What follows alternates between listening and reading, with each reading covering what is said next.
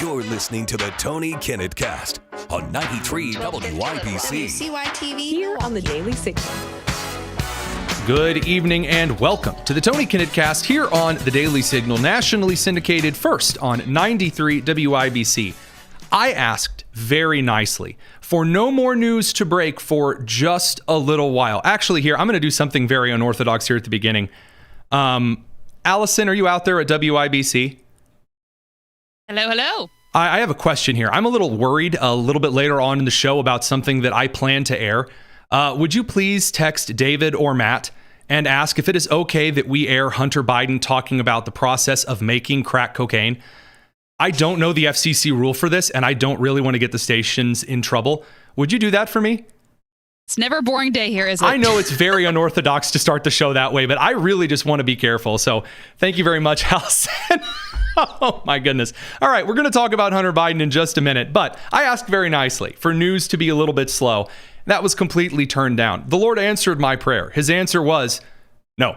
So Tulsi Gabbard has not only released a ton of files into the Barack Obama, James Comey, John Brennan mess of very clear acts of espionage and sedition in which they chose. And I mean, when I say they chose, I mean they made a conscious decision to fabricate intelligence information, withhold presidential daily briefings on intelligence that Russia was not directly interfering in the 2016 election outside of a couple of Facebook pages. They were not directly intervening in the electoral process, the early voting process. They weren't messing with machines. They weren't trying to keep Americans from the polls, that kind of a thing. So the Obama administration the former Obama administration, I should say, is already getting a little bit nervous. And we'll talk about that in a couple of minutes. Chuck Grassley, the senator who I believe just has a grudge against anyone who thinks that nothing is going to break that day. Senator Chuck Grassley has just dropped an additional package of files that essentially make any kind of Trump complaint about the Obama administration being out to get him before and after completely justified. Completely justified. The newest package of files shows. And I think we actually have this ready here for the B-roll. We'll work on getting that up for those who are watching over on the live stream side of things. A series of documents from Chuck Grassley's office show that the Obama administration, and by this I mean President Obama and FBI Director James Comey, in advance, sandbagged deliberately the Hillary Clinton email private server investigation and refused to take basic investigative steps that would have revealed how seriously Hillary Clinton had compromised national security. So you will remember that Hillary Clinton, Secretary of State, it was revealed she had a lot of private information that was not actually hers, nor private in the way that you and I think of private information. I mean classified documents and material that she was keeping on servers in her own private possession. Servers in her bathroom, you'll recall, and also on thumb drives and things. And the federal government found out, as did independent investigators, that Hillary Clinton was violating federal law by keeping a bunch of information to herself, and that she had also been hacked by the Russian Federation. And you'll recall a series of investigations after we were over in the Trump administration that found that in this particular instance, Hillary Clinton had violated the law, but Comey said, well, I'm not really going to prosecute. Then they investigated it later, and Comey was like, yeah, we didn't do anything wrong at all. And Andrew McCabe was involved, and it was a whole mess.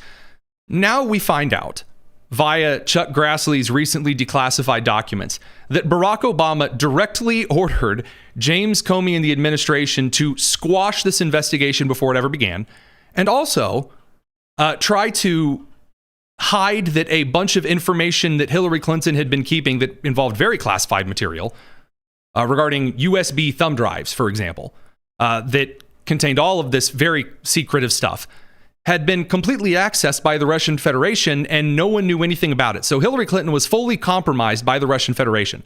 The same woman who would later on go through her campaign to fund the Steele dossier to allege that Trump was actually a puppet of Putin.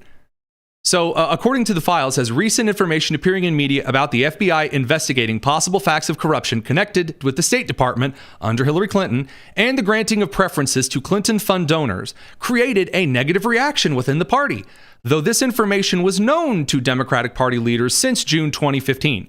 According to Wasserman Schultz, so far the FBI does not have any hard evidence against Hillary Clinton because the data was removed from the mail servers just in time. Obama is not in the mood to mar the very final segment of his presidency, his legacy, with a scandal around leading nominee for the Democratic Party. To deal with this is using Attorney General Loretta Lynch to mount pressure on the FBI Director James Comey, so far with no concrete results. So essentially, the Obama administration was complaining because it was really screwing up the end of his term in office. Other documents show the kind of stuff that was on these particular files. It's very, very, very corrupt stuff. Now that brings us over to Tulsi Gabbard and some other serious, very, very serious allegations here.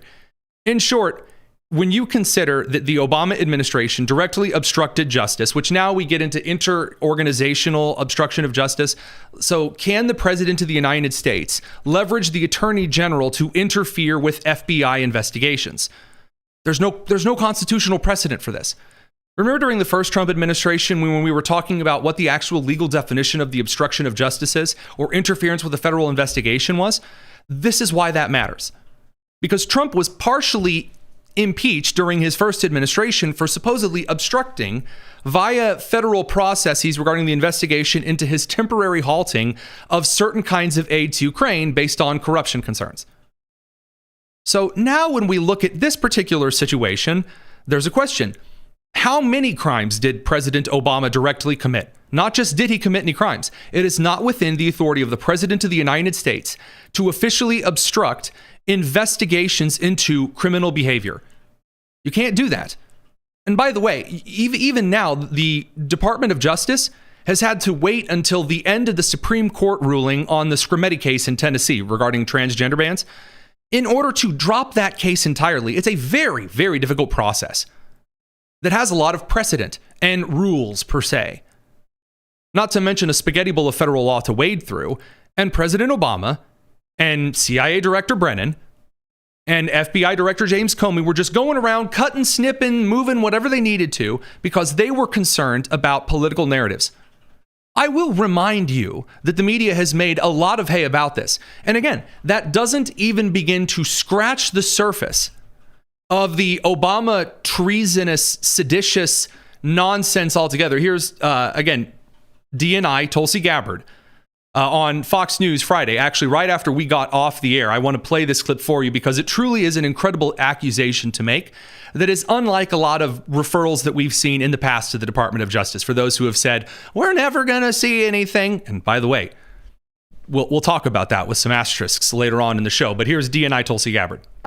People who did not want to accept the will of the American people in electing Donald Trump in 2016 and therefore cooked up this treasonous conspiracy to, again, try to effectively, and they did effectively launch a years-long coup against the sitting president of the United States. Director Gabbard, I'm glad you used the word coup. So here's going to be the very pertinent, very serious question. Now, radio crew, we're going to send you over to the commercial. And Allison, I think that David said that we actually can go ahead and play this clip. Believe it or not, yes. Woo! All right, well, we're going to talk about that pretty soon. Radio crew, catch you after the commercial. It's the Tony Kinnett Cast. All right, we'll continue this over on the live stream. Fox News asks very clearly, you use the word coup. That implies crimes like sedition, like treason, like violating the Espionage Act of 1917, which you talked about a little bit on the Top News in 10 this morning. I also, in some of your reports, the word treason has come up. We're seeing a lot of things coming to light these days, and it's very encouraging for Americans, especially this report, which so many of us knew this was a hoax. But this goes all the way to the top. I mean, this goes all the way to Barack Obama. Will we actually see someone as high up as Barack Obama take responsibility, be accountable, maybe face criminal charges? Is that a possibility here based on the documents that you've released? Rachel, the seriousness of, again, the implications and the consequences of these actions that were taken demand accountability. The American people not only deserve the truth and accountability, when we look at the future of our country as a democratic republic and the American people's ability to have faith that when they go and cast a vote at the ballot box, that the will of the people will be respected by those in government, whether they be Democrats or Republicans, this is literally what is at stake here. So we are referring all of our documents to the Department of Justice for the purpose of accountability and action. No one, no matter who they are, no matter how high up they are or how powerful they may be, no matter who the intelligence officials or professionals were who were a part of this treasonous conspiracy, there must be accountability. The truth must be shown to the American people in order to ensure that there is this faith and trust and integrity in our democratic republic for the sake of the future of our. So from this point, what do I expect? And I actually will answer this a little bit earlier here because I want to tell you where all of the Democrats are running to, and then we're going to get into the MLK files that were just released. So first and foremost, I do believe that Comey is going to get indicted.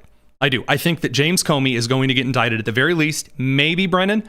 I do think that Obama will eventually be called in to testify. Whether or not he chooses to do so, I think it will be a big, huge scandal right in the middle of midterm season. That's what I expect. Do I think we're going to see Obama in cuffs? No, I don't. Now, the question, the matter is, will we actually see something go before the Supreme Court regarding the presidential immunity standard in the Obama sense? Maybe. That is genuinely up for discussion. As to anyone who says, well, that we don't know that's going to happen so far yet. I mean, that isn't likely to happen. Let's not talk about likely. James Comer, as well as the Trump DOJ, despite a lot of the optics foibles, is itching for a win. That's going to change some things over the next year. Now, the Democrats are already desperately sprinting for cover. So they're trying to keep everyone's attention on the Epstein thing. That's already starting to fail. We've already talked about the polling numbers about that. We've already talked about how the ball is currently kind of in the courts of Southern District of New York. There is an issue, however. So Democrats are currently trying to run on the House and the Senate by suggesting that the Senate intelligence report, the bipartisan Senate intelligence report, maintains that Russia really, did meddle in the election directly and that, the intelligence report confirms this. But Paul Sperry over at Real Clear Investigations, and he is a very, very thorough investigator, points out, quote, there is just one problem with this theory. The star witness of the Democrats' bipartisan Senate intelligence report was Lisa Monaco, Obama's very partisan aide, who attended the secret December 9th, 2016 White House meeting in which the president's office openly acknowledges, again in this closed-door meeting, that the intelligence report is a sham, which means their star witness committed perjury. How about that? So the question that producer Nick asked me before the show is that what does this mean for Lisa Monaco? Likely a perjury charge. We haven't seen definitive charges of perjury in a very long time, but she can't have bragged about being in the meeting to the Senate, but then lying about the contents of the meeting. I guess what? The stenographer's lying? Was she going to plead the fifth? That's not going to last for much longer. Now, of course, this is all built on the CIA report that came out earlier this year showing all of these problems. I will point again to what Representative Jim Jordan said, but we'll have to do that when we get back for the break because we're about to come back out of time. It's the Tony Kinnett Cast. Don't go anywhere.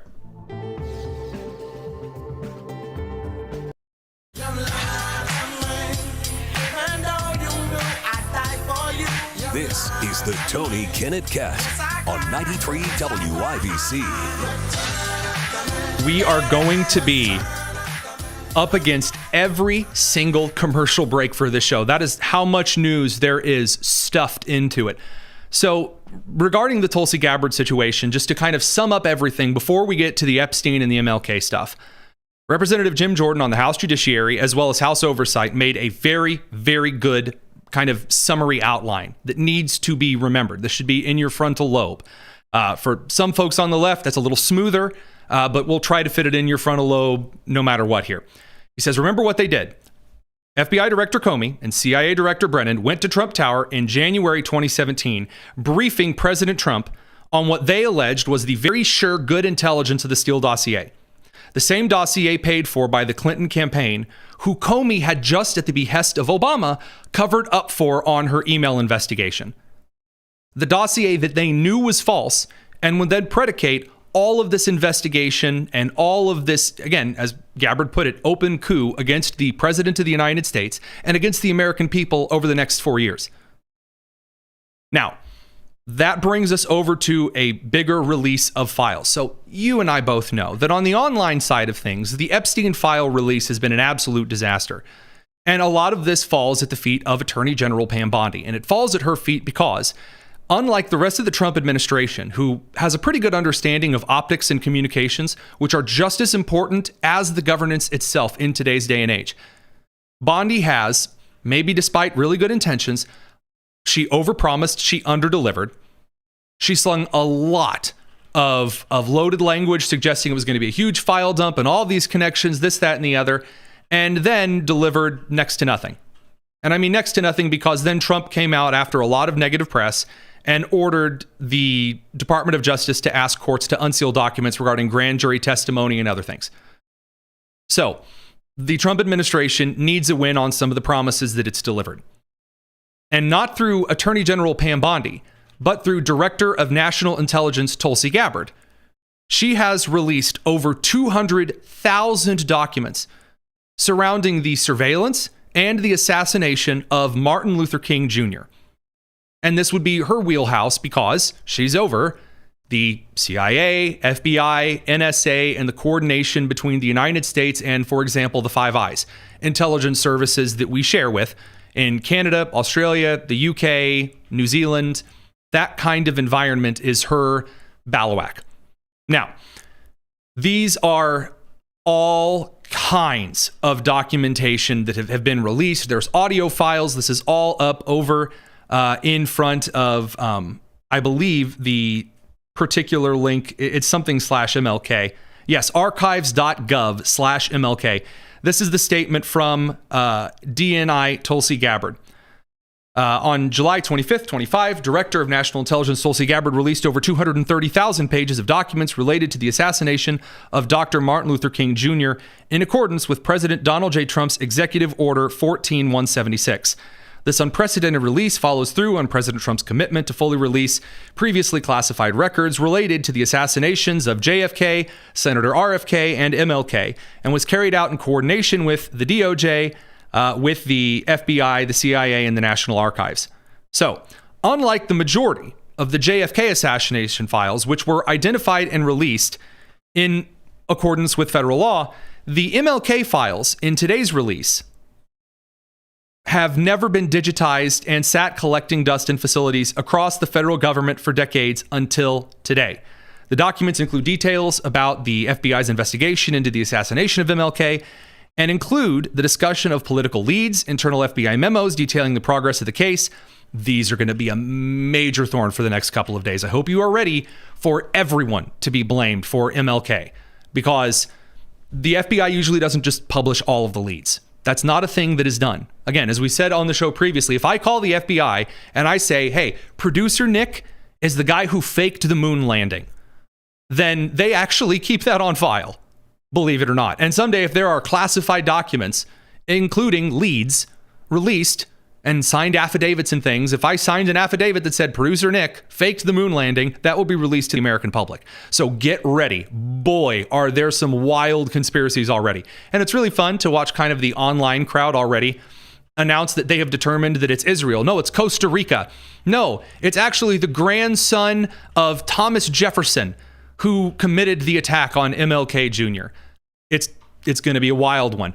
Now, I don't have all of the documents because, alas, I'm human. Now, I'm a very good-looking human. I appreciate all of the support. However, I haven't gone through all of the documents. What we did focus in on are the audio files from the interview. We don't know if it's from the FBI or the CIA or if it's from a government-assigned reporter with Jerry Ray, brother to James Earl Ray, the guy who was arrested for shooting MLK. We do have some of this audio, and it's pretty interesting what Jerry Ray, again, the brother to James Earl Ray, claims. In this first clip, he says that he says that he thinks James was used and that his brother was being set up. I don't think he did it, and nobody else does, but it's hard to say just what the story is. But they have his fingerprints on the gun. Yeah, but they can't prove that gun is his, though. They said the bullet shattered, and they can't prove the bullet came on the gun, but then they say his fingerprints was on the gun, though. But you don't think he's involved? I don't think he was involved. I think he was used as, he was used some way in it, though. So that, again, looking all the way back, that doesn't quite mesh. The brother of James Earl Ray is trying to suggest that he was both used and he wasn't a part of it, but he was. And yeah, those are his fingerprints, but was it his gun? And by the way, that's not the federal standard for, I mean, if your fingerprints are on the gun, they don't have to prove that the gun is your gun. The lifting of and the placing of fingerprints has been very, very Hollywoodized over the last century. But this brings us to one particular clip in this that I find truly astounding. Talking about implicating and kind of the way that he grew up. It's really curious stuff. If your brother has been used by somebody, as you think, would he ever implicate those people? No, he'll never implicate him. He'll die with that on his, with that cigarette. Only he'll know it. Even I won't know it. But he might be convicted for murder. Well, he'll still, when it comes out, just one man will be tried for it. He'll be tried for it, and there won't be nobody else implicated, because whoever's in on it, if anybody was in on it, then that'll, like the inmate down Jefferson City that served time with him said he'll take it to his deathbed, and he will. Because he's afraid? No, he's not afraid of nobody. And never was afraid of nobody. But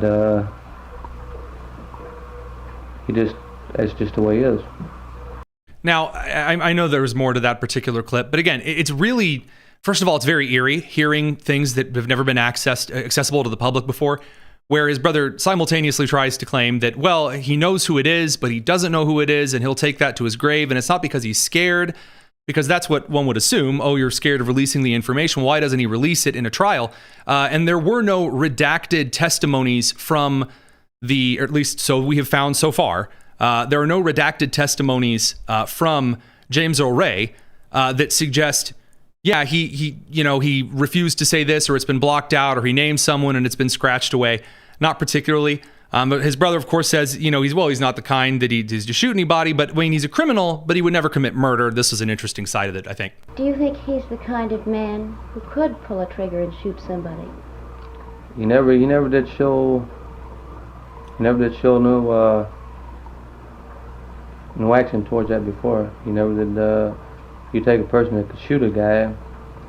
He was convicted of armed robbery. Every time he was convicted, he never, pistol whipped nobody or slapped him around. He just took the money and that was it.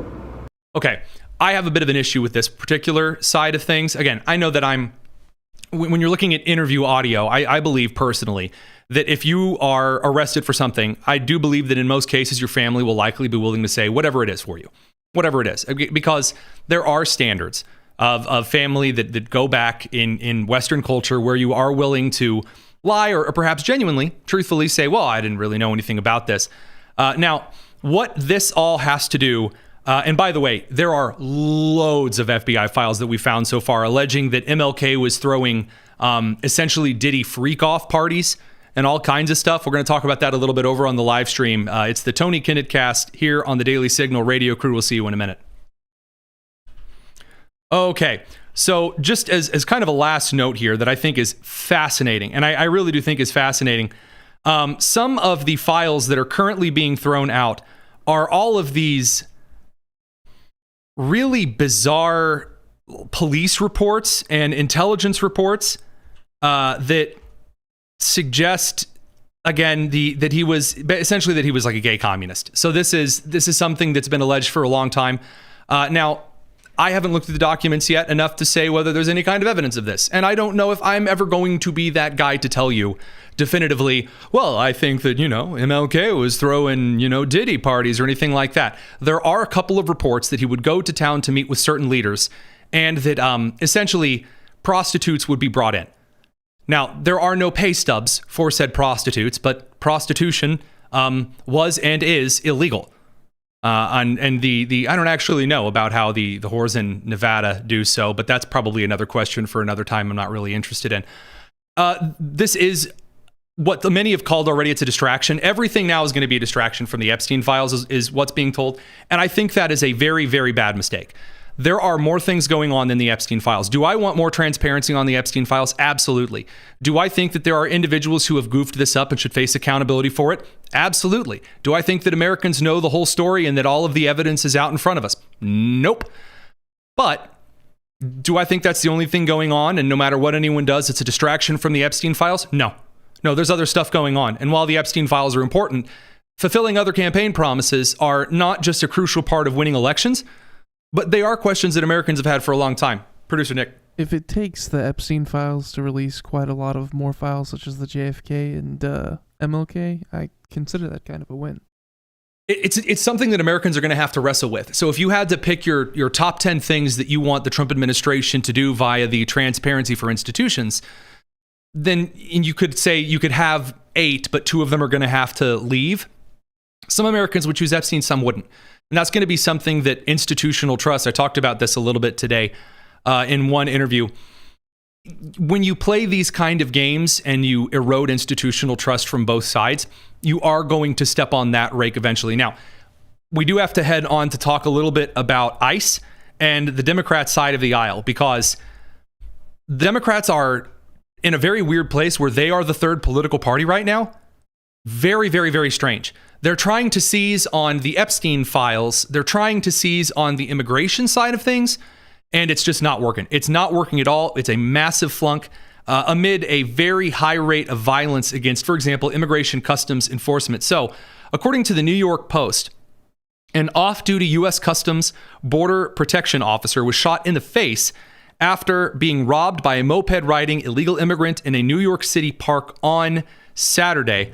I believe this is the footage of it. Things are, kind of blurred out so that you don't see anything too disturbing.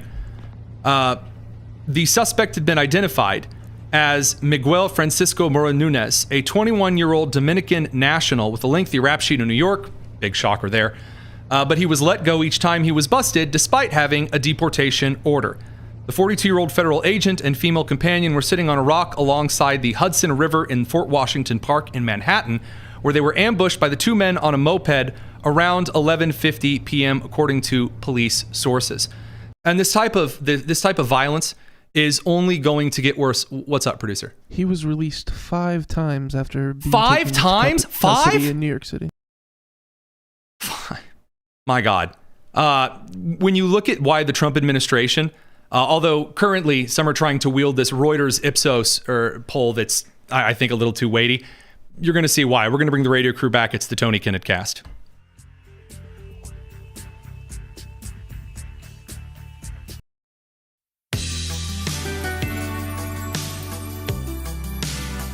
This is the Tony Kinnett Cast on 93 WIBC. The Democrats, because of the illegal immigration problem and their desperate clinging to the Joe Biden mental collapse cover-up avoidance, they have not only no direction in which to head for midterms, like something better to promise, they're essentially like the individual who's lost their mind in the padded cell, rocking back and forth in the fetal position, saying Nazi over and over and over and over again. And it's a very weird thing to watch, because usually the Democratic parties, we've talked about on the show, I don't have to tell you this because you as Americans in the middle of the country, you know this very, very well. The Republicans are known for having big arguments on stage in front of everybody. There's a lot of a messy narrative. Everyone, goes out and dukes it out right in front of the public. Where the Democrat Party, they do all of their duking it out behind closed doors. And then everyone marches out with the exact same script to read on air, to read in Congress. That's what the DNC was known for a long time. Not anymore. The illegal immigration issue has cracked the Democrat Party in half. And after Trump won, I was sitting in, well, not this seat, actually your chair, but we were sitting here. I just finished my steak. I had just, I believe, finished the cigar that the Attorney General had given me just in anticipation of an excellent moment. And as we were closing out for the evening, I was asked the question, does this mean that Democrats are going to flip on illegal immigration?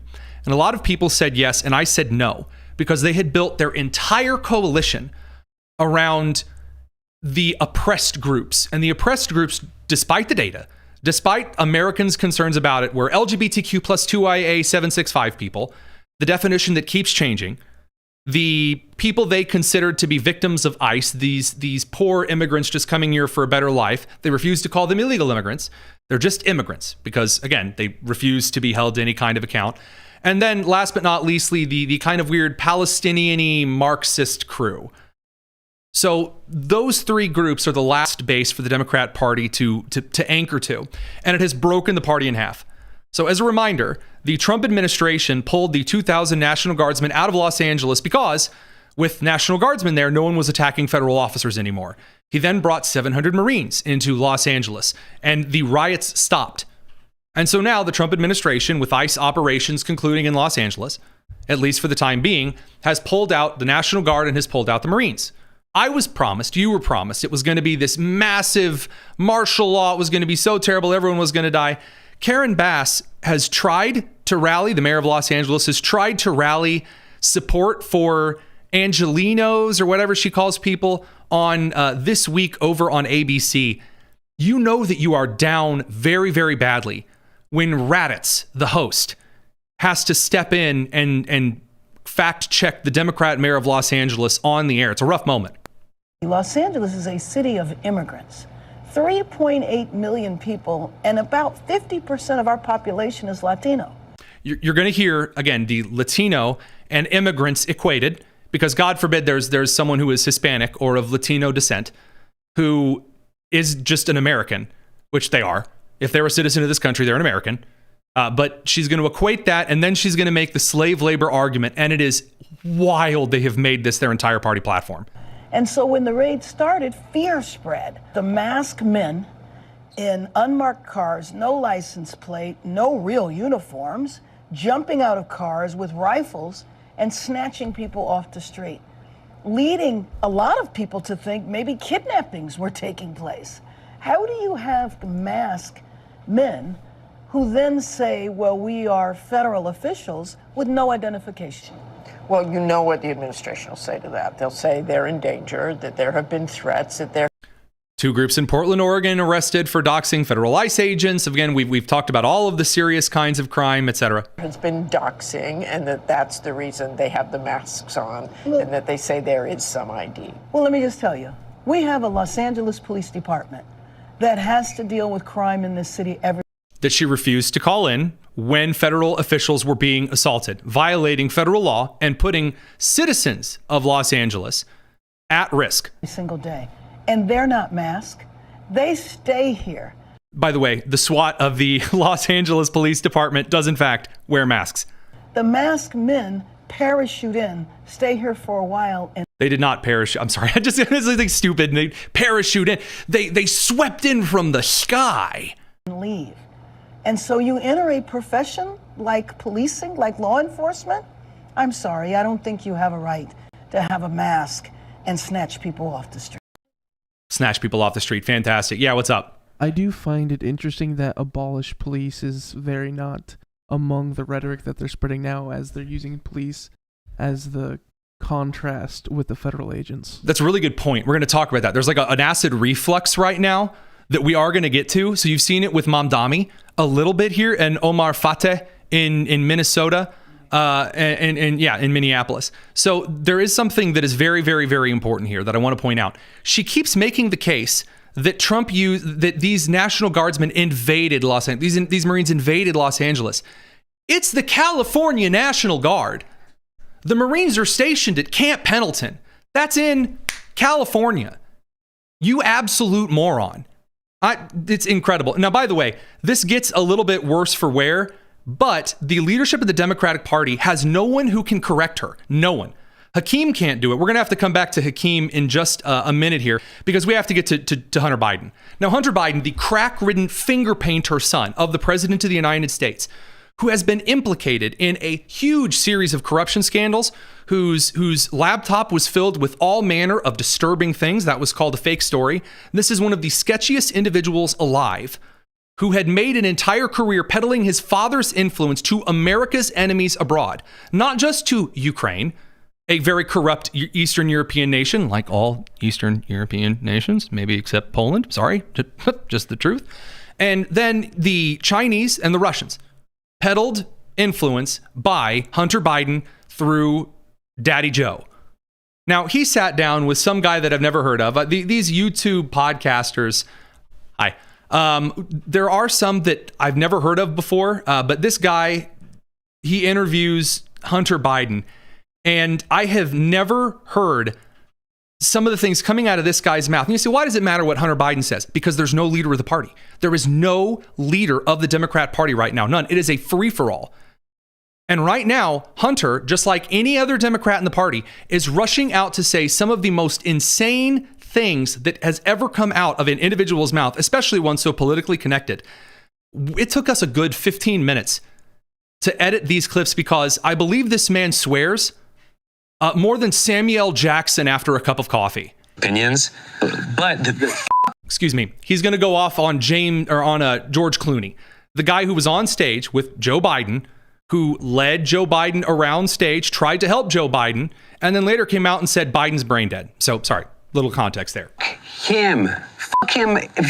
him, and everybody around him.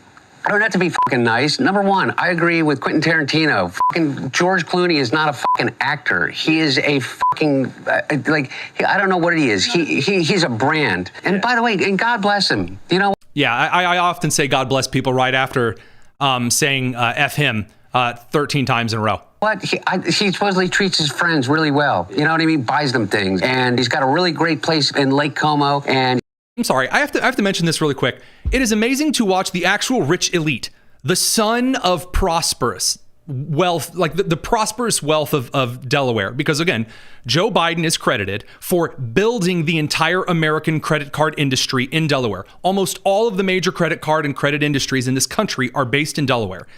Biden did that in kind of a shady and shenanigan-filled kind of way. He is a son of wealth. What does he find virtuous? Buying things for other people. I despise that level of materialism at my core.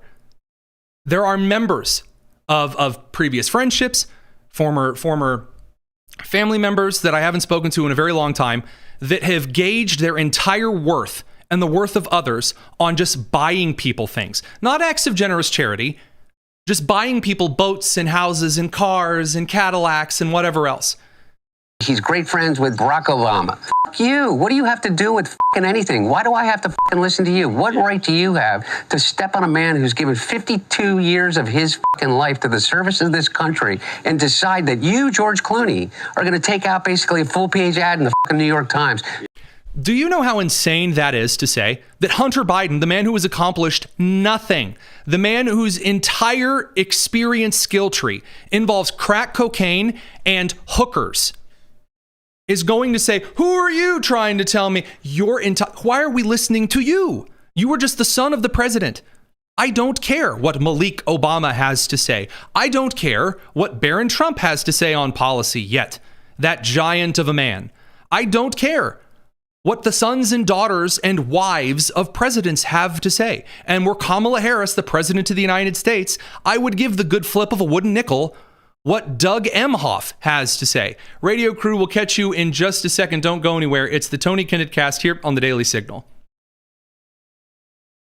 You know what, producer Nick, even if we go over tonight, I don't care. There is that much to go through. We're not skipping over any of this. What's up? Tony, there's a good chance Hunter Biden did get to serve as the president of the United States and does deserve to be listened to. We're going to get to that. We are absolutely going to get to that because Hunter Biden losing his mind that George Clooney, one of the number one donors to the Democrat Party outside of like teachers unions, Hunter, just the son of the president who used to peddle his father's influence, is mad that Clooney spoke against the party. to me and James Carville, who hasn't run a race in 40 fucking years, and David Axelrod, who had one success in his political life, and that was Barack Obama. And that was because of Barack Obama, not because of fucking David Axelrod and David Plouffe and all of these. So he's mad at political advisors who built coalitions. James Carville, during the Clinton election, he built coalitions to get Clinton elected.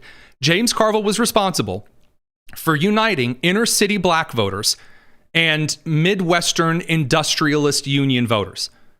David Axelrod is one of the original architects of the Obama coalition.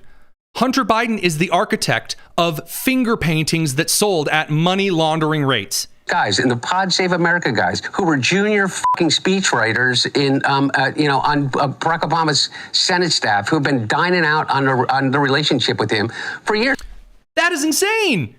That is it. He goes after the Pod Save America guys, again, former speechwriters for Obama, and they are often near the top of the politics shows. So, I mean, we follow the ratings over here just like other, show hosts do.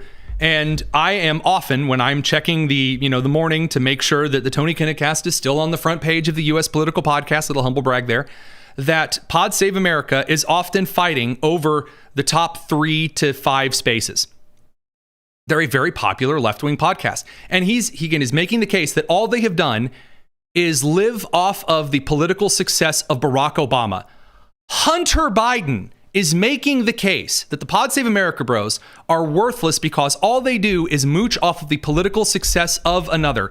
Sweet mother of baby Moses and a basket on the Nile. The lack of self-awareness could be spotted at 300 yards by Helen Keller. Making millions of dollars. The Anita Dunns of the world, who's made $40, $50 million off the Democratic Party. They're all going to insert their judgment over a man who has figured out, unlike anybody else, how to get elected to the United States Senate over 7 times. That's not true. By the way, there are senators who have in fact gotten elected to the Senate around or more than 7 times. Producer Nick, find it out. I want to know what is the most terms anyone's ever served in the U.S. Senate. Do it.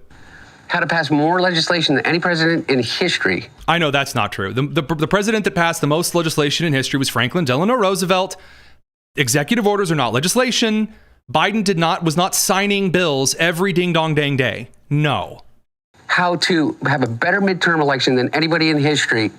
Not the best midterm election than anybody in history, not by a long shot. The recent cycle of midterm failure of the sitting president is not a tried and true American principle like Ohio. It's a popular American principle, but it's not definitive. It's not set in stone. What do you got? It is Robert Byrd, who was elected to a record 9 consecutive full. But I was told no one ever did that before. No, wow. Nobody like Joe Biden. You mean Byrd, like from the Byrd Rule? Wow, I'm shocked. Oh, keep going, by the way, Hunter. I'm sorry, I don't mean to cut off such an influential man as yourself. And had to garner more votes than any president that has ever run, and they're going to replace their judgment for... Oh, we got to go back to commercial. I'm sorry. Allison's messaging me. It's the Tony Kinnett Cast.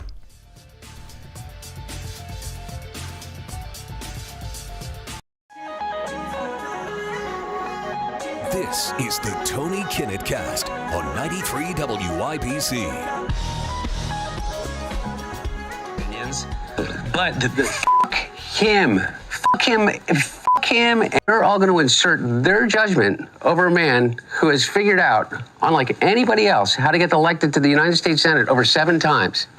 How to pass more legislation than any president in history. How to have a better midterm election than anybody in history, and how to garner more votes than any president that has ever run, and they're going to replace their judgment for his. Not to mention, who's Jake Tapper's audience? Jake Tapper. Okay, now he's going to go after Jake Tapper, and again from CNN and Alex Thompson. He basically says nobody watches them anymore. There are other clips, but I really do want to play the other things on air. Why does it matter? Why are we listening to Hunter Biden?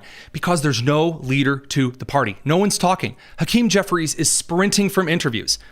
And by the way, I do mean very clearly, Hakeem Jeffries is raked over the coals. This is the Speaker of the House, or the minority leader, is supposed to be, again, the leader of the representatives of that party to the country. So this is the person that has the most weight, because senators, I'm going to be honest, senators are like the nobility class of the United States, and all senators kind of have something to say. Chuck Schumer's not extremely popular. Senator John Thune can form full sentences. they are the most politically savvy, perhaps, individuals, but the soul of the party is supposed to come from the House Speaker and the Minority Leader. Those are the two, right? So when you have Hakeem Jeffries, who is currently getting slapped by, for example, the Article 3 project, because he is currently trying to strong-arm 17 New Jersey U.S. district judges, including 15 Obama and Biden judges, to fire New Jersey U.S. Attorney Alina Habba earlier today at 10 a.m.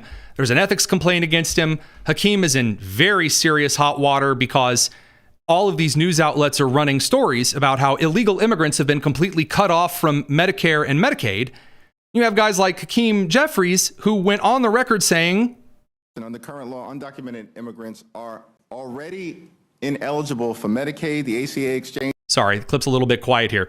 What he is saying is that right now, there are illegals, none of whom are eligible for Medicare or from Medicaid. And under current law, undocumented immigrants are already ineligible for Medicaid, the ACA exchanges, and for SNAP benefits. Not a single undocumented immigrant in this country gets a dime in federal taxpayer dollars for any part of comprehensive Medicaid coverage.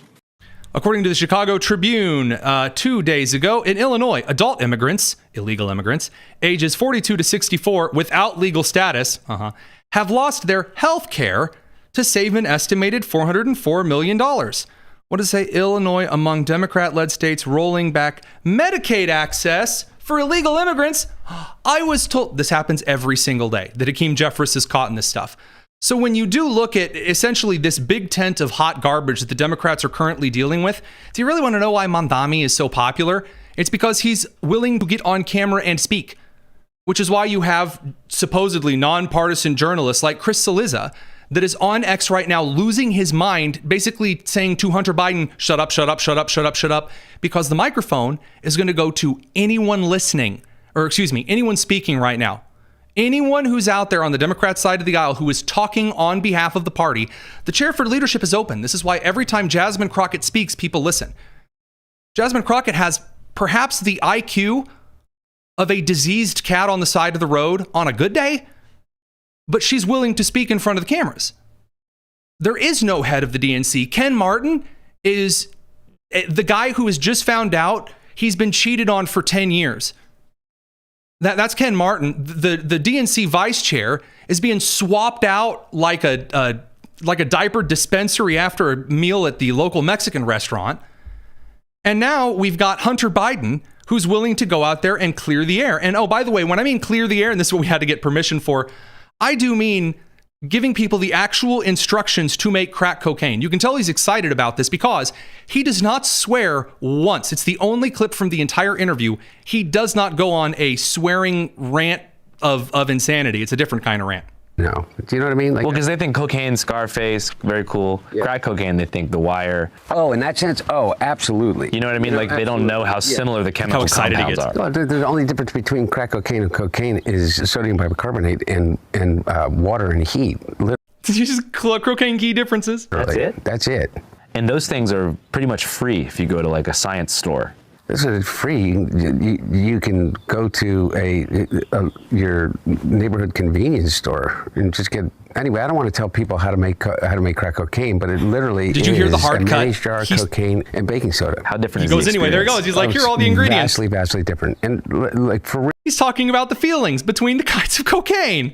I feel really reluctant to kind of have some euphoric discussion. I know you're not asking me to do that, but. So he's like, I know you're not asking me to have a euphoric discussion on cocaine, but here I go again. He goes on for another 50 seconds. And we're not going to play all of that in its entirety. I wasn't quite sure if we could actually listen to him describing the difference between distilling from cocaine, crack cocaine, and just cocaine. It's like, my God. Woo! Yeah. And oh, by the way, illegal immigrants, because that's what this all boils down to. That's why I pivoted from Los Angeles Mayor Karen Bass to this guy, because what he says next may be one of the most brutal, destructive admissions to any political party on how they view a political issue. This is how Hunter Biden, and I want to thank Fox News for doing the censoring on this one. This is how Hunter Biden describes what Democrats feel about illegal immigration. These Democrats say, you have to talk about and realize that people are really upset about illegal immigration. You. How do you think your hotel room gets cleaned? How do you think you have food on your table? Who do you think washes your dishes? White men in America are 45 more times likely to commit a violent crime than an immigrant. These guys think that we need to run away from all values in order for us to lead. I say, you. How are we getting those people back from El Salvador? Because I'll tell you what, if I became president in 2 years from now, or 4 years from now, or 3 years from now, I would pick. I love how he had to come up with different numbers, not just like 4 years from, 3 years from now, 5 years from now. And he's just like any of these three numbers very close to each other because he has no idea what time it is. Up the phone and call the president of El Salvador and say, you either send them back or I'm going to invade. It's a crime what they're doing. He's a dictator thug. For the 8th time, whether you hear it from Karen Bass or Jasmine Crockett or Hakeem Jeffries or Hunter Biden or Nancy Pelosi or Elizabeth Warren or Bernie Sanders or AOC, it is all about having cheap slave wage labor for the service industry. That's all it's for. That's all it is. It's who's going to pick the cotton all over again. It's disgusting and it's despicable. And it is currently leading the entire Democrat Party. Radio crew, we're going to catch you later. We've got a lot of stuff to cover. There's going to be a long section of bonus tonus tonight. It's the Tony Kinnett Cast here on the Daily Signal. Okay, so the rest of this interview was just an absolute nightmare. He does another interview. And he does an interview where he reveals that, in fact, it was Nancy Pelosi who kicked Biden off of the cliff, sending him spirally below to the sharp rocks in the Baskin Robbins. And you would have the Speaker Emeritus that would say, well, I'm going to leave it up to, but I don't know. And the speaker he's talking about is Pelosi, for record. And they had already made a decision. They had clearly made a decision. And when I say they, I mean the speaker. And, I heard Alexander Pelosi say something, call my mom, like, put your big girl pants on to my mom or something. And I kind of feel like saying, who the do you think you are? I would never speak about your mom that way. Yeah. I would never speak about your father that way. I would never insult your parents that way. Even to this day, I would never. I mean, really, how can you possibly turn away? Now, by the way, in that podcast, he is with the previous chair of the DNC. That's who the dude's with.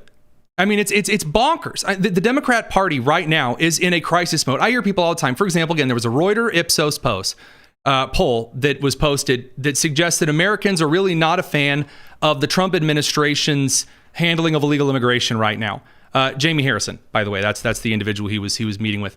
And I hate to tell you guys this, and it's really gonna suck to hear this. It's not really about whether or not Trump's policies aren't popular. It's not. It is about whether his policies are more popular than the alternative. As we have said before, I will say it yet again. It is crucial that you remember this when you were told otherwise by people who are making things up on the air. Voting is like going to the DMV. I know it, you know it, we've all experienced it. It sucks. And therefore, your candidate that you are going to vote for, your congressman, whether they be a representative, your senator, whether it's a gubernatorial election, whether it's the presidency, whether it's a special election, the candidate has to be better than going to the DMV. It has to get you over that hump. That's the barrier to cross. That's the hurdle to jump. And so you either have to convince the voter that not coming out to vote for that person would be worse than going to the DMV, or that coming out for that candidate is better than going to the DMV. Those are your two choices for any election. And so for the midterms, it's not about whether Republicans are going to come out to vote, because right now, Trump is more popular with the Republican Party than he has ever been, ever. It's 90% poll approval rating among Republicans. Independents are undecided, but right now there are also polls that are being run that said, well, non-voters in 24 say they're going to come out and vote for Harris. That poll is meaningless. Polling likely voters is meaningless. Anyone can be a likely voter. A registered voter polls, again, following the trends on Real Clear Polling, Every single day, I'm looking at the trend lines because I love pattern psychology. That's just where I come from. So when you look right now at where the Republican Party is going, it is fulfilling the promises that it campaigned on. And the super majority of Republicans agree on this. We have seen wins at the SCOTUS level. We've seen wins at the federal judicial level. We've seen wins at the executive fourth branch of government level in firing federal employees, changing federal policy. We've seen wins at the legislative level, even though I may very much differ from what some New York Republican thinks about certain parts of the legislation. We're seeing wins in areas, even if there are some bruised knees on the way to get there. For example, like with the tariffs and the eternal arm wrestling match between Howard Lutnick, who licks his own elbows for a living, though I know there are some staff from his office who listen to this. Howard Lutnick does a lot of good things, but when he gets up and makes negotiation, trade, policy announcements, it is very bad for the market. Scott Bessent is excellent. And despite all of the chaos, Republicans do feel by and large like the things that Trump campaigned on are getting solved. Again, the border crossings are at an all-time low. And deportations, though they are, less than during the Obama administration, this is something that is very popular with Americans. Now, on the more hilarious side of things, you have people like Joy Reid going on with Piers Morgan, and you can see why the left is never going to be able to respond to the immigration argument. And it all comes down once again to Barack Obama and the people he was deporting and separating from their families. Do you know how many people Barack Obama deported in 8 years? I'm sure you're going to tell me. Well, why don't you guess? I don't know and don't care. Well, you tell me. I don't know and I don't care how many people Barack Obama deported. Again, it's not actually about whether or not the Trump administration is deporting illegal immigrants in the same manner and process that prior administrations were deporting those who had either overstayed visas or crossed and entered the country illegally. Now, there is a bit of a distinction with that. Joy Reid has no idea what it is because it's all about gross numbers for her sometimes. Now, if you mix all and some in the same statement, you're screwed. You can't win any debate, and here's why. Don't know and you don't care. You've just given me... Because it's not the issue. You're trying to make the issue the southern border. Joy. You've just given me... Joy. Joy. The point is, Joy. You've just given me... Joy. Was not dragging women and let me finish. Nursing babies apart and taking... Joy. You've just given me... I'm sure going to tell me it's your main issue. You've just given me but it's not my main issue. My main issue is that what we're seeing... This continues for another minute. The Democrats have no idea what their standard for illegal immigration reform is. They have no standard for it. None. They have no party cohesiveness on this. And Republicans have finally centered in. Now, you have people like Representative Salazar from Florida, and we already talked about the representative from Colorado, who all work together on this like amnesty bill for some illegal immigrants. That's not going to happen. It's not going to pass. It's not going anywhere. Nope. But what really will be the albatross around the neck of the Democrat Party is this desperate claim that Biden was totally fine or trying to run from it. It's the same thing to Americans. And I should say that the illegal immigration crisis wasn't a problem, but it was a problem. And Trump is being really awful for deporting people who are 99% of the time violent criminals or those who are right next to violent criminals when they're arrested. Now, I'm going to be quite frank with you. Though the Republican majority is now just one, and I do mean just one, a representative from Tennessee has now stepped down from the House of Representatives, leaving the Republicans with a single vote majority. Representative Mark Green just resigned from Congress. Now, this provides a very, very serious moment of self-reflection for the Republican Party. Now, the Democrats are also losing individuals. Now, there are going to be appointments. We'll talk about this a little bit more in future shows. But the midterms is going to be a very sprightly election for Republicans. You should look forward to a very spicy primary time. And amid a series of particular prosecutions, indictments, and investigations, there is more, I should say there is more cause than ever. There is more of a reason than ever for Republicans to actually take their roles in Congress very seriously. Nothing is set in stone at this point. And if you are someone walking into the midterms, that should terrify you if you're the opposition party. You should want a series of things that Americans are very broadly against all the time. They hate it. They can't call Trump Hitler. They've done it every single day for the last 10, 12 years. There's nothing to hit him with. The Wall Street Journal has tried with, they're Epstein. He's drawing naked pictures of boobies and sending them to Epstein. Oh, we got him now. It ain't happening. It's not happening.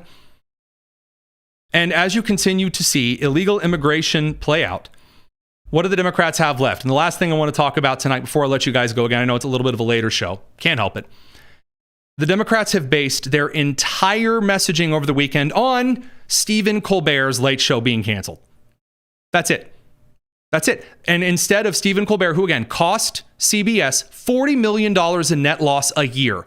Wow. And horrible ratings. Getting skunked by Greg Gutfeld over on Fox News, whose show is far higher quality. Stephen Colbert essentially came out and cried to the American people that the world was over, Donald Trump was a diaper-wearing fascist, and we were all going to die. The Democrats have decided that amid they have no policy proposals for the American people, they have nothing. They have been caught lying about illegal immigrants on Medicaid, which Trump ran on. They said was not a thing happening. Now they're crying about it happening. It's not happening, and it's good that it is. Now you've got Democrats who have nothing else other than, for example, the former CEO of NPR claiming that this is actually a big act of political censorship, and of course, we're all going to die. And just get your reaction, your thoughts on CBS's decision to cancel the Late Show with Stephen Colbert, and whether you have any concerns about what that might say about media in general and media in the world of a Donald Trump presidency. I will point out that, again, the former NPR CEO, she's going to start talking in a second. Also with the press correspondent and person in, I think, the Drake big suit, or the Kanye big suit from that one video. Amazing. I've never seen someone who was not actively acting in a Medea movie. Or one of those old Eddie Murphy movies where like the same guy's playing all of the different parts. You know what I'm talking about. Dressed like this on national television. It looks as though he mugged someone from The Biggest Loser on the way in and took their jacket. I'm just saying that. Look. I get jackets from thrift stores. Anyway, sorry. After MSNBC teased up this particular question here on Stephen Colbert, the answer is amazing. Yeah, well, look, this has not been a great week for free speech and speaking truth to power, without a doubt. Look, the circumstantial evidence, and that's all we have, is as follows. CBS has said that they are canceling Stephen Colbert after next season for financial reasons. At the same time, we also know, as you said in the intro, that it is the #1 show in its time slot. And we also know that the new parent company for CBS, or they hope to be the new parent company, has spent money on other things. So it's very curious, and we have to also make note that Stephen Colbert is unafraid to, again, speak truth to power. He does it in a very... Oh, it's all speaking truth to power. By the way, I'm getting messages because of certain comments I've made earlier in the show. And I just have to say, I really do love working in this industry.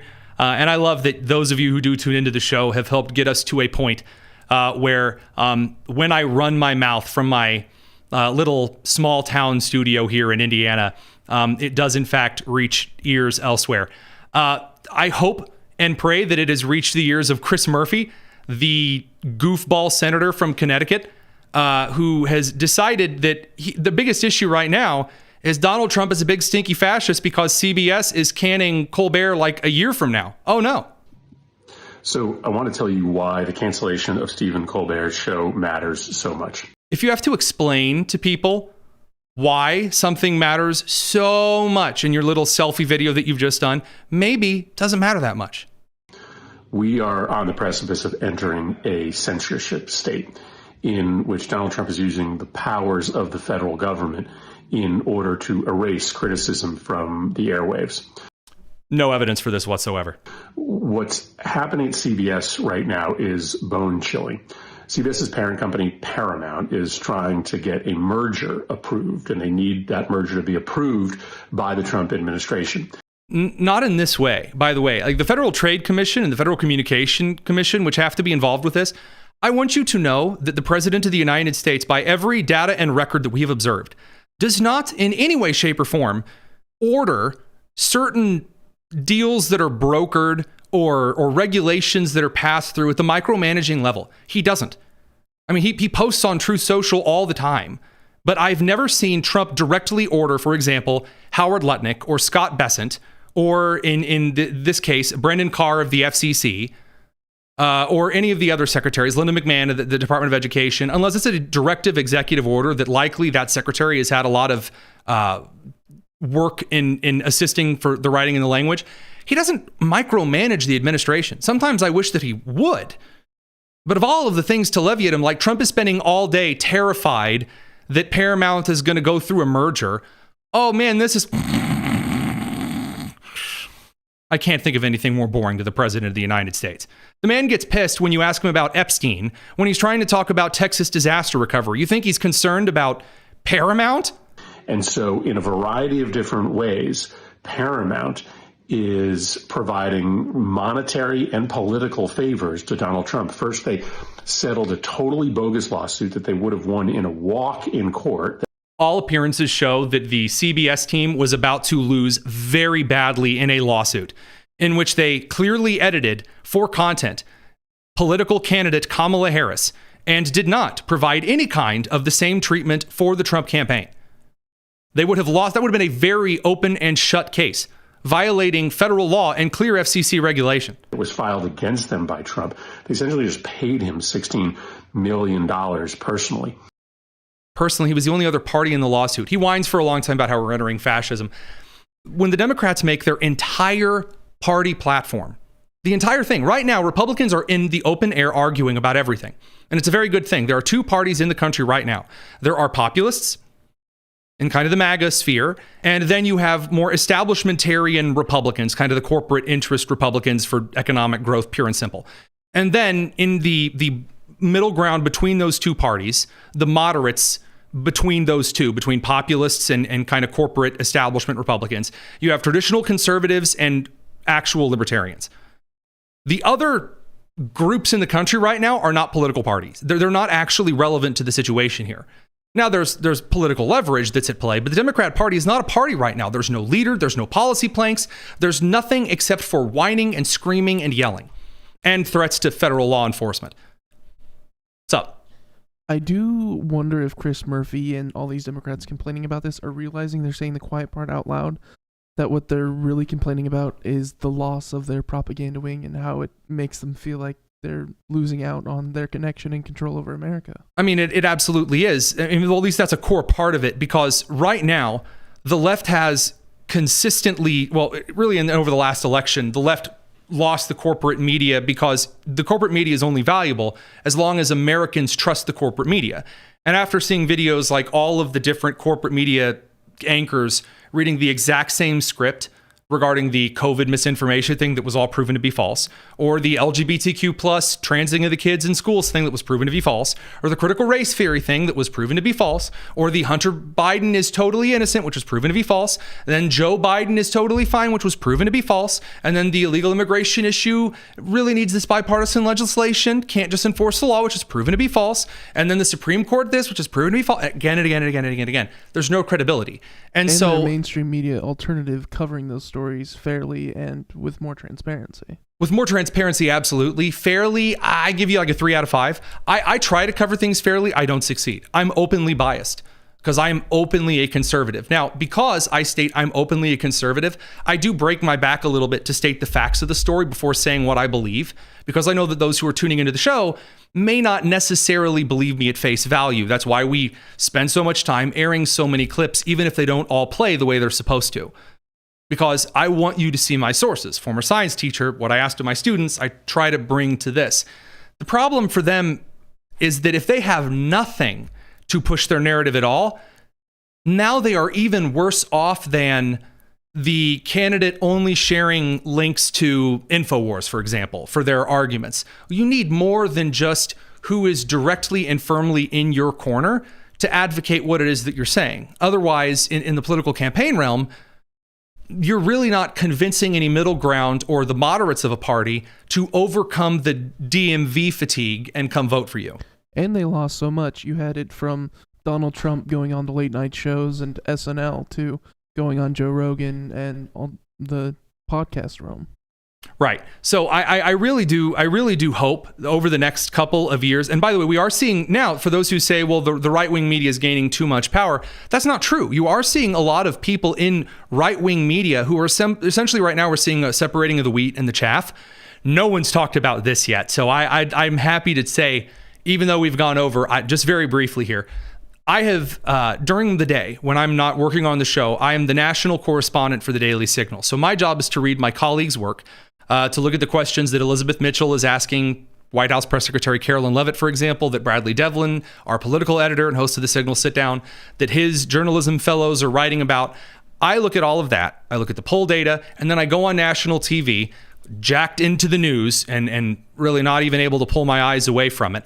And I, with my bloodshot eyes and Hoosier accent, try to communicate on behalf of the Daily Signal what I believe is going on around the country based on what I'm looking at. And what I see more often than not when I go on right-wing shows is there are really about 3 tiers. You have those who are extremely professional and they're on the ball and they have adapted to the new media sphere. For example, the Ruthless Podcast crew. The reason they are doing so well and the reason they were just licensed by the Fox News crew is because they are very good at what they do. They are very good at not taking themselves too seriously, but also they're not afraid to call out competitors. They're very good. I think that crew is an excellent representation of what's going to be the future. You also have Megyn Kelly. You have, Ben Shapiro. You have Michael Knowles. I think that Steven Crowder is making a bit of a comeback in his ability to adapt to different social media narratives. Carl Higbee over on Newsmax. A lot of the Newsmax crew is excellent. Will Cain is a powerhouse right now in, again, right-wing media. Scott Jennings, very, very well said. The Salem crew is currently in a direction that is exceptional. Andrew Wilco's show, also amazing. And then on a lot of local programs. I was on News Talk STL this morning. Of course, we're out of 93 WIBC first.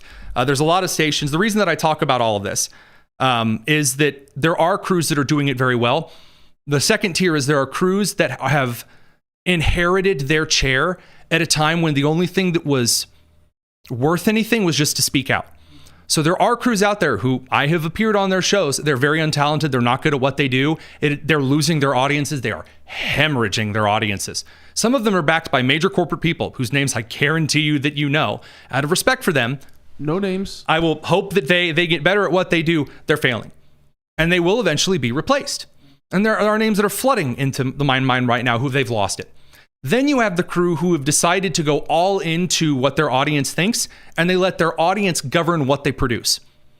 Joy Reid was this for the left. And so she would allow her insanely crazy left-wing audience, the Young Turks also suffered from this. They let their audiences write the script for them. The reason that James Carville is still listened to is every once in a while, very rarely, he will reach back and he will just backhand the David Hoggs of the world. Then he'll get on his knees and lick David Hoggs' boots for a little while. But for a little while there, he would slap back.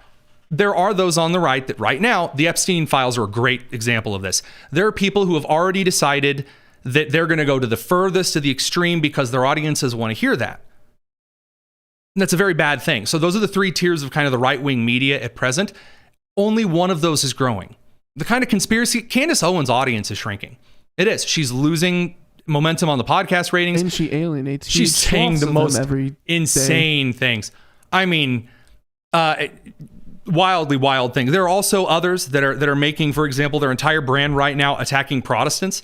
Stupid decision. As the Baptist, who's probably the most pro-Catholic of the indie-fundy Baptists, I would say very clearly, alienating huge swaths of evangelicals because you think that they're all pro-abortion flippity-flops that are all controlled by the Jews. My God, you don't have to do that. So right now, as far as right-wing media is concerned, and really the Republicans in general, there is some really good momentum out there, but I think that it's not a sure thing. Republicans in the media, Republicans in the electoral side, Republicans wherever, they are 100% in the running to snatch defeat from the jaws of victory. Because we always are. But there's momentum right now. The Democrats have no momentum. They are floundering. And that's why people, again, like Chris Cillizza today, formerly of CNN, I believe, this is why he is losing his mind about the Hunter Biden thing, again, right now, typing, and I quote, dude needs to stop talking, like right now, about Hunter Biden. I'm amazed. And all the comments are, why? Senator Mike Lee, but he's doing so well. It's a good time. And so we're going to keep trying to bring you everything. Sorry, I know tonight's show was long. Producer Daniel will read me the riot act once we're off the air. But that said, really appreciate it. You guys have a wonderful evening. We'll be back tomorrow. We didn't even get to talk about the fake allegations on immigration customs enforcement and the kidnapping. We'll get to that. It's the Tony Kinnett Cast here on the Daily Signal, nationally syndicated first on 93 WIBC. Take care.